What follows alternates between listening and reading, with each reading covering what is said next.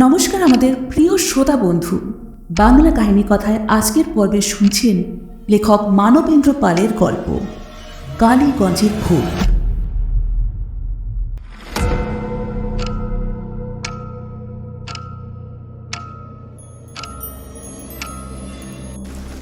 গতকাল থেকে মুষলধারে বৃষ্টি শুরু হয়ে আজও সারা দিন হয়ে চলেছে। বেশ ঠান্ডা লাগছে। রাত 8:30 বাজতে না বাজতেই রাস্তা নিঝুম, এমনকি সার্কুলার রোডের এই মোড়টা পর্যন্ত নির্জন হয়ে যাচ্ছে। আমি সার্কুলার রোড আর লি রোডের মোড়ে বাসের জন্য দাঁড়িয়েছিলাম। এখান থেকে শ্যামবাজার যেতে হবে। সোজা যাবার কোনো বাস যখন পাচ্ছি না, তখন ভাবলাম কোনো রকমে এসপ্লেনেড পৌঁছতে পারলেও হয়। সেখান থেকে শ্যামবাজার যাবার ঢের উপায় আছে, কিন্তু এমনই কপাল, এসপ্লেনেডেরও কোনো বাস আসছে না। দাঁড়িয়ে আছি তো আছি। এ অঞ্চলে বেশিরভাগই অবাঙালির বাস। যে দোকান কটা তখনও খোলা রয়েছে সেখানেও কোনো খদ্দের নেই। আমার কেমন ভয় হলো, এখনই যদি দুজন এসে আমার হাত থেকে ব্রিফকেসটা ছিনিয়ে নিয়ে যায়, অবাক হব না। কি করব ভাবছি। লক্ষ্য পড়ল একটি লোক কখন যেন এসে আমার স্টপেজে দাঁড়িয়েছে। লোকটি একটু দূরে মাথা নিচু করে দাঁড়িয়েছিল। গায়ে একটা চাদর জড়ানো, পরনে পাজামা কি ধুতি দেখিনি, কিন্তু শীত থেকে কান দুটো বাঁচাবার জন্যে জড়ানো ছিল কমফোর্টার। লোকটাকে দেখে খুশি হয়েছিলাম। যাক, তবুও একজন সঙ্গী পাওয়া গেল। কিন্তু লোকটা অতক্ষণ ধরে মাথা নিচু করে রয়েছে কেন, বুঝতে পারলাম না। একটু পরে লোকটা মুখ তুলে অন্যদিকে তাকিয়ে রইল। আমি ওর চোয়াল দেখি চমকে উঠলাম, যেন চেনা চেনা মনে হচ্ছে। আমি আবার ভালো করে ওকে দেখতে লাগলাম। হ্যাঁ, চেনা মুখ। একে যেন কোথায় দেখেছি, কিন্তু কিছুতেই মনে করতে পারলাম না। এইবারে লোকটা হঠাৎ আমার দিকে মুখ ফেরালো, আর সন্দেহ রইল না, মুখটা আমার খুবই চেনা। আর লোকটাও এবার আমাকে লক্ষ্য করতে লাগলো। তার তাকানো দেখে বেশ বুঝতে পারলাম সেও আমাকে চিনতে পারছে, কিন্তু মনে করতে পারছে না। একবার ভাবলাম ওর কাছে গিয়ে কথা বলি, কিন্তু ওর চাদর জড়ানো চেহারাটা এমন যে কিছুতেই কাছে যেতে রুচি হলো না। তাছাড়া আলাপ করবার মতো মনের অবস্থাও ছিল না। ঘড়ি দেখলাম। এ কি, ঘড়ি বন্ধ হয়ে গেছে? বন্ধ তো হবার কথা নয়। রোজ সকালে ঘুম থেকে উঠে ঘড়িতে দম দেওয়া আমার অভ্যেস। বেশ মনে পড়ল আজও দম দিয়েছি। তাহলে বন্ধ হলো কখন? আবার ঘড়ির দিকে তাকালাম। দেখলাম ছোট কাঁটাটা 8:15 হয়ে থেমে গেছে। অর্থাৎ যে সময়ে লোকটা এসে দাঁড়িয়েছিল মোটামুটি সেই সময়ে। এতক্ষণে তাহলে 8:45 তো হবেই, কিন্তু এখনো পর্যন্ত বাসের চিহ্ন নেই। তাহলে অন্য জায়গায় গিয়ে কিছু একটা ধরতে হয়। থিয়েটার রোডে গেলে বাস না হোক ট্যাক্সি মিলতে পারে, কিন্তু কিছু যদি না হয়, কিছু না হোক রিক্সার অভাব হবে না। আমি ওপারে যাবার জন্যে রাস্তায় নামলাম। হঠাৎ আবার আমার দৃষ্টি পড়ল লোকটার দিকে। সে আমার দিকে তাকিয়ে আছে। কেমন অদ্ভুত সে দৃষ্টি। এখন আর লোকটার দৃষ্টিতে কৌতূহল নয়, শিকার ফসকে যাচ্ছে দেখলে শিকারের যেমন চোখের ভাব হয়, ঠিক তেমনি অবিশ্বাস্য হিংস্র ভাব ফুটে উঠেছে। মনে হচ্ছে লোকটা বুঝি এখনই আমার উপর ঝাঁপিয়ে পড়ে ব্রিফকেস ছিনিয়ে নেবে। তবু ভয় পেলাম না, কেননা ওই চাদর মাফলার জড়ানো লোকটা আমার কোনো ক্ষতি করতে পারবে বলে মনে করাটা মূর্খামি। আমি রাস্তা পার হয়ে প্রিটোরিয়া স্ট্রিটে ঢুকলাম। ভাবলাম রাস্তাটা শর্টকাট হবে, একেবারে সোজা গিয়ে পড়ব থিয়েটার রোডে। কিন্তু ভুল করলাম। তা প্রিটোরিয়া স্ট্রিটে ঢুকে পড়ে বুঝতে পারলাম রাস্তাটা শুধু অন্ধকারই নয়, একেবারে নির্জন। দুপাশে সাহেবী আমলের পুরনো পুরনো বাড়ি, বাড়ির সঙ্গে লাগাও কম্পাউন্ড, কম্পাউন্ডের মধ্যে আম গাছ, নিম গাছ, ডালপালাগুলো সব রাস্তার ওপর ঝুঁকে পড়েছে। হঠাৎ দেখে কে বলবে এটা শহর কলকাতা? আমি রাস্তা ধরে হাঁটছিলাম। বাস ধরার চিন্তাটা কখন সরে গিয়ে অন্য চিন্তা ভর করেছে। লোকটা অমন করে আমার দিকে তাকিয়েছিল কেন? কি ওর উদ্দেশ্য? আর তাই মনে করবার চেষ্টা করছি ওই মুখটা কবে দেখেছি। আমার জেদ চাপল, ওই মুখ আমাকে মনে করতেই হবে। ভাবতে ভাবতে যাকে বলে বিদ্যুৎ চমকের মতো একটা মুখ বহুকাল আগের স্মৃতির গহ্বর থেকে চকিতে ঝলকে উঠল। সে মুখ বিশু নদীর। অনেক দিন আগের কথা। আমার বয়স যখন 10-11, আমার দাদামশাই ছিলেন তখনকার দিনে বর্ধমান জেলার দুর্ধর্ষ ফৌজদারি উকিল। খুনিরা ধরা পড়ে বাঁচবার জন্যে যত বড় উকিলই দিক না কেন, আমার দাদুর কাছে পারত না, হেরে যেত। আর এই হেরে যাওয়া মানে তাদের ফাঁসি কিংবা দ্বীপান্তর, কিছু না হোক সারা জীবনের জন্যে জেল হয়ে যেত। এমনিভাবে দাদুর বক্তৃতা শুনে বিচারকরা যে কত খুনি আসামিকে শাস্তি দিয়েছেন তার হিসেব নেই। খুনি আসামিরা তাই দাদুকে যেমন ভয় করত, তেমনি দাদুর উপর রাগও ছিল। কালীগঞ্জের জমিদার ইন্দ্রনাথ চৌধুরী ছিল দুর্ধর্ষ জমিদার। গ্রামের লোকেরা তার অত্যাচারে অতিষ্ঠ হয়ে উঠেছিল। এই জমিদারের অপকর্মের ডান হাত ছিল তার নায়েব শয়তান বিশু নন্দী। বিশু নন্দী জমিদারকে যা পরামর্শ দিত, জমিদার সেই রকম আদেশই দিত। বিশু নন্দীর লেঠেলদের হাতে কত গরিব প্রজার সর্বনাশ হয়ে গেছে তার ইয়ত্তা নেই। কত ঘরবাড়ি জ্বলেছে, কত নিরীহ দরিদ্রের ধর থেকে মাথা নিঃশব্দে খসে পড়েছে। খুন খারাপি করেই বিশু নন্দী কলকাতায় এক ফিরিঙ্গি বন্ধুর হোটেলে এসে কিছুদিন গা ঢাকা দিয়ে থাকত। তারপর সুযোগ বুঝে আবার গ্রামে ফিরে আসত। এই বিশু নন্দীও দাদুকে ভয় করত বলেই দাদুর ওপর রাগ ছিল। দাদু বাড়িতে হাসতে হাসতে বলতেন, পিসু যদি আমাকে কোনোদিন বাগে পায় শেষ করে দেবে, আর আমিও যদি ওর বিরুদ্ধে খুনের কেস পাই তাহলে ফাঁসিতে ঝোলাবই।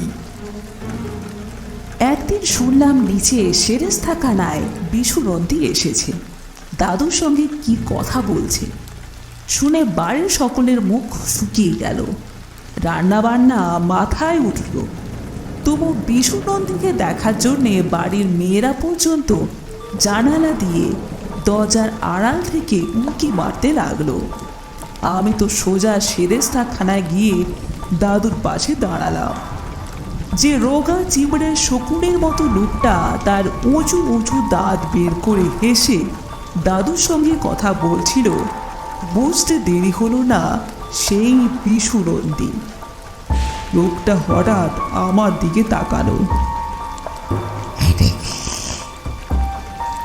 বিশ্রী খসখসে গলায় লোকটা দাদুকে জিজ্ঞেস করলো।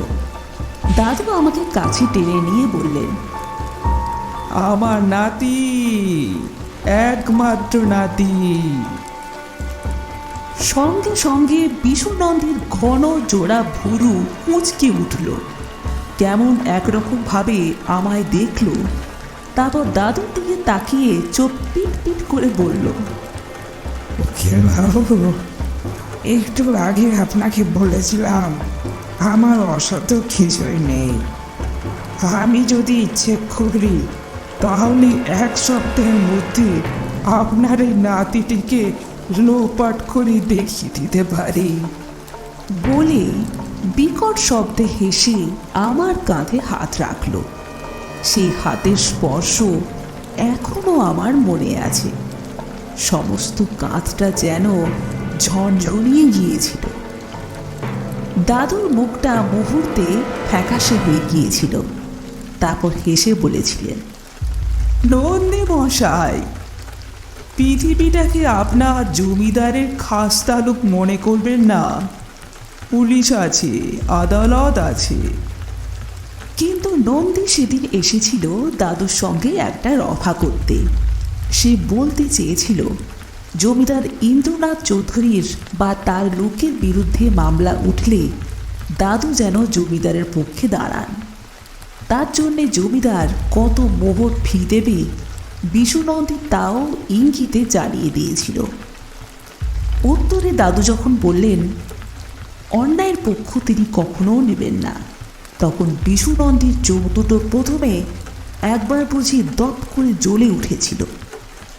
তারপরে মোলায়েম গলাতে বলেছিল, বেশ, তা না হয় আমাদের পক্ষে নাই দাঁড়ালেন, কিন্তু কথা দিন আমাদের বিপক্ষে কখনো দাঁড়াবেন না।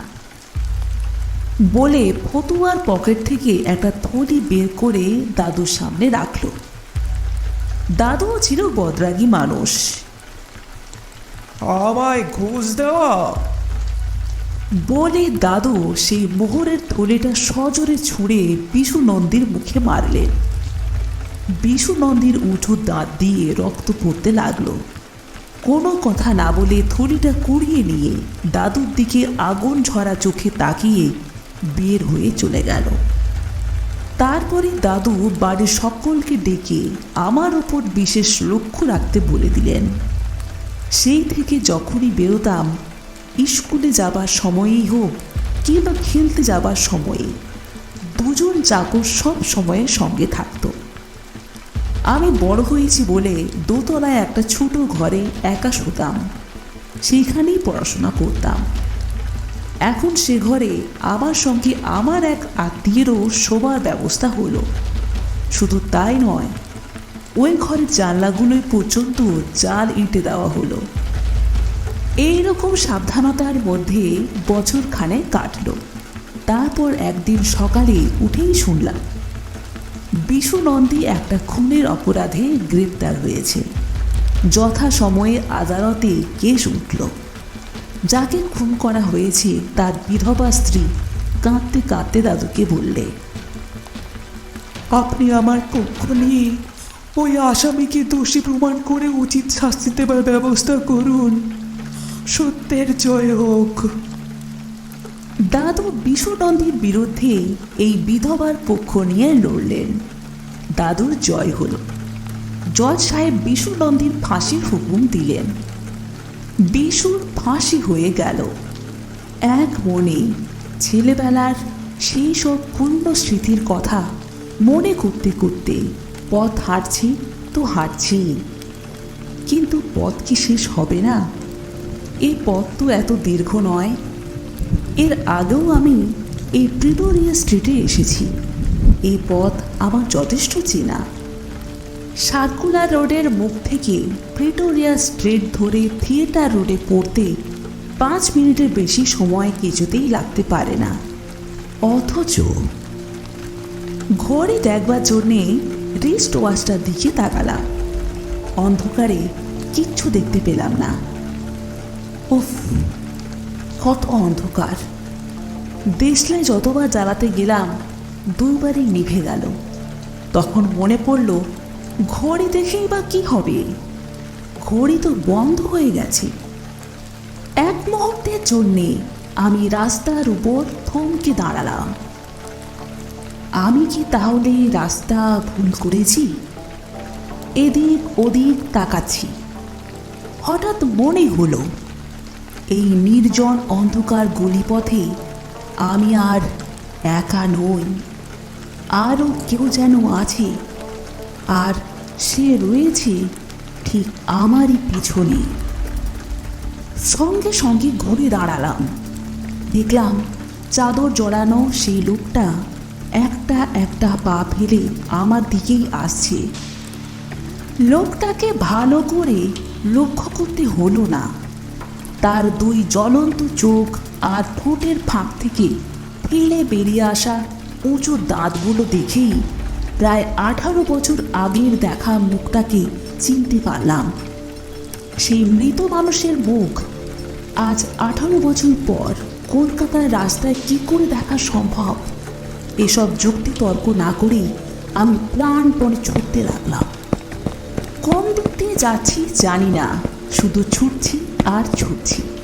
এই দারুণ বৃষ্টির রাতে আমার জিভটা ক্রমশ শুকিয়ে যাচ্ছে।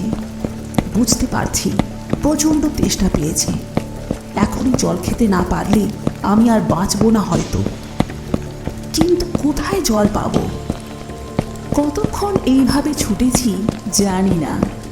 এক সময়ে আবার ফুন ফুন শব্দ কানে এলো। একটু আলো চোখে পড়ল। রিকশার আলো। রিকশাওয়ালা আরোগ্য। রিকশাওয়ালা অবাক হয়ে আমার সামনে এসে দাঁড়ালো। আমি কোনো কথা না বলে রিকশাতে উঠে পড়লাম। রিকশাওয়ালা অবাক হয়ে জিজ্ঞেস করলো কোথায় যাব। আমি বললাম এসপ্ল্যানেড। ও অবাক হয়ে বলল এসপ্ল্যানেড ধর্মতলা, বহুত দূর হ্যায়। আমি জিজ্ঞাসা করলাম এটা কোন জায়গা? রিকশাওয়ালা বললে ये तो गोस्थान है बाबू। সর্বনাশ!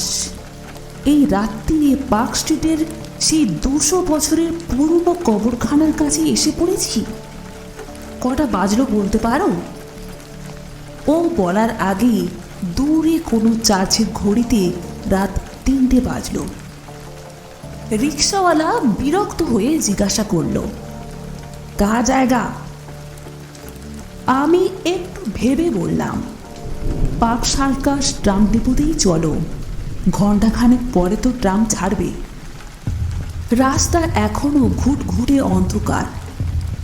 রিকশা ঘন্টা বাজিয়ে ট্রাম ডিপোর দিকে এগিয়ে চলল।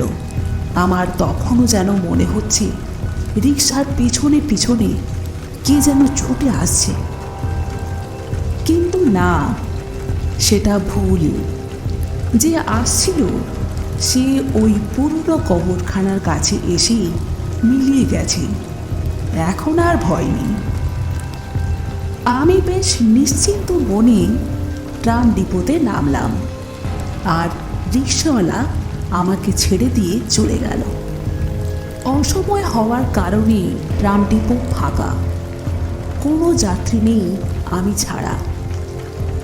হঠাৎই একটা ঠান্ডা শক্ত হাতের স্পর্শ আমার গলার কাছে অনুভব করলাম।